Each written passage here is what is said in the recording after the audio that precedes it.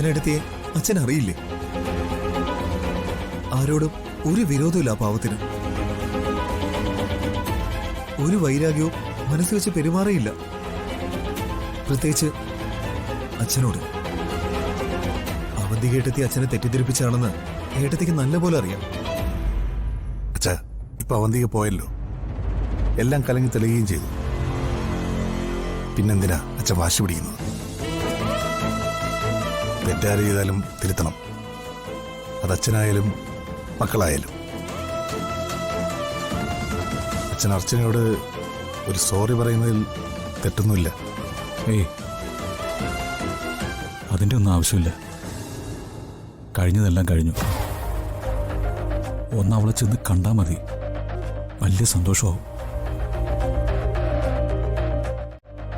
ഞാൻ അന്ധനായിപ്പോയി. നന്ദന് വേണ്ടി അവള് ത്യാഗം സഹിച്ച് ഇവിടെ നിൽക്കുന്നുവെന്നാ ഞാൻ കരുതിയത്.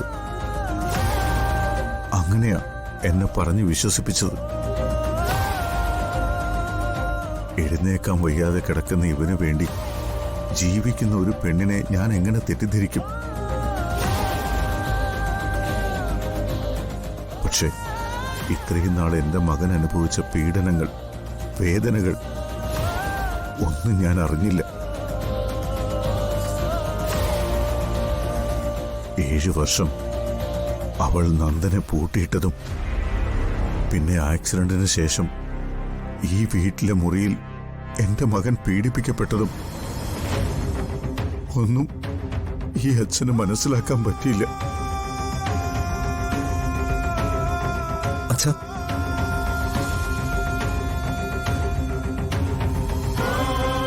എന്റെ മുന്നിൽ അവൾ ഇവന് വേണ്ടി ത്യാഗം അനുഭവിക്കുന്നതായി അഭിനയിച്ചു. പുത്രസ്നേഹം കൊണ്ട് അന്ധനായി പോയ ഞാൻ അവളെ വിശ്വസിച്ചു പോയി. സ്വന്തം അച്ഛനേക്കാൾ വലുതായി എന്നെ സ്നേഹിച്ച അർച്ചനയെ ഞാൻ തെറ്റിദ്ധരിച്ചു.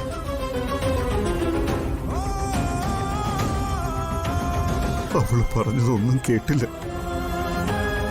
പക്ഷെ ഒടുവിൽ കുടുംബത്തെ രക്ഷിക്കാൻ അർച്ചന തന്നെ തിരിച്ചു വരേണ്ടി വന്നു. അവള് പറഞ്ഞതായിരുന്നു ശരിയെന്ന് അർച്ചന തെളിയിച്ചു.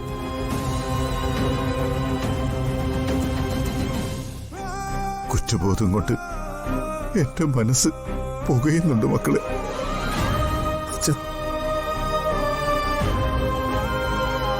ഞാൻ എങ്ങനെ അവളുടെ മുമ്പിലേക്ക് ചെല്ലും?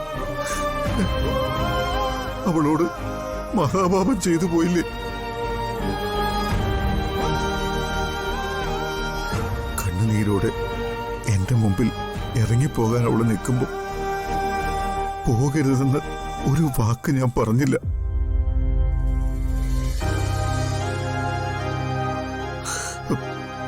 പറഞ്ഞിരുന്നെങ്കിൽ അവള് പോകുമായിരുന്നില്ല.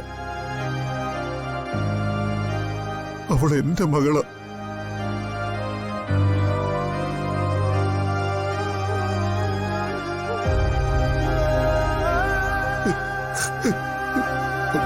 അച്ഛാ, അച്ഛാ,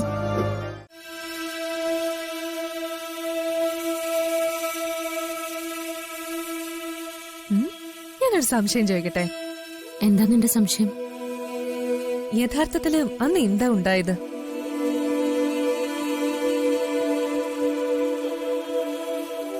ഏട്ടത്തേക്ക് അപകടം സംഭവിച്ചാലും അവന്റെ ചേച്ചിക്ക് എന്തെങ്കിലും പങ്കുണ്ടോ? ഇല്ലെങ്കിൽ പിന്നെ അർച്ചനേട്ടത്തെ ആ റൂമിൽ എങ്ങനെ എത്തി?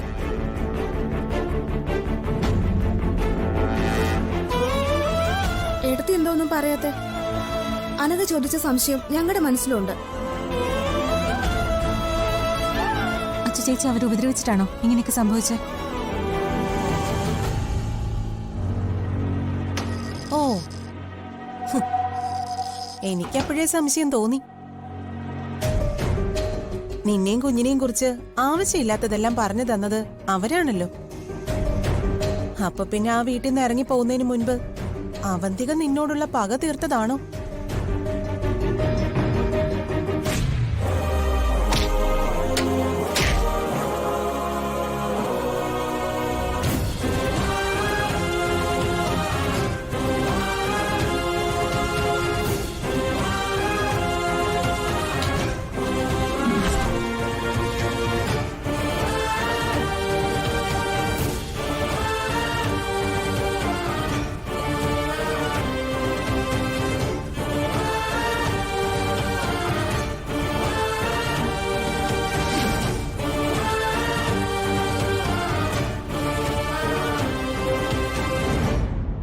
ഏട്ടത്തി ഞങ്ങളോടൊന്നും ഒളിക്കണ്ട. ഏട്ടത്തി എന്തിനാ മുറി പോയത്? അവിടെ യഥാർത്ഥത്തിൽ എന്താ സംഭവിച്ചത്? അതൊക്കെ കഴിഞ്ഞ കാര്യങ്ങളല്ലേ. ഇനി അതിനെക്കുറിച്ചൊക്കെ പറഞ്ഞിട്ട് എന്താ കാര്യം? നിങ്ങളൊന്ന് വിട്ടേ.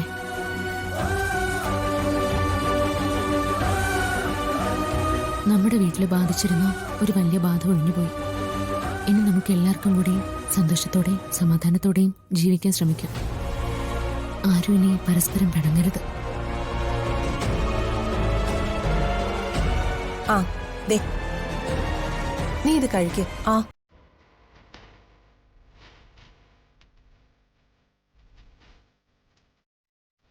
നാത്തൂനോട് ഇപ്പൊ എന്താ ഒരു സ്നേഹം?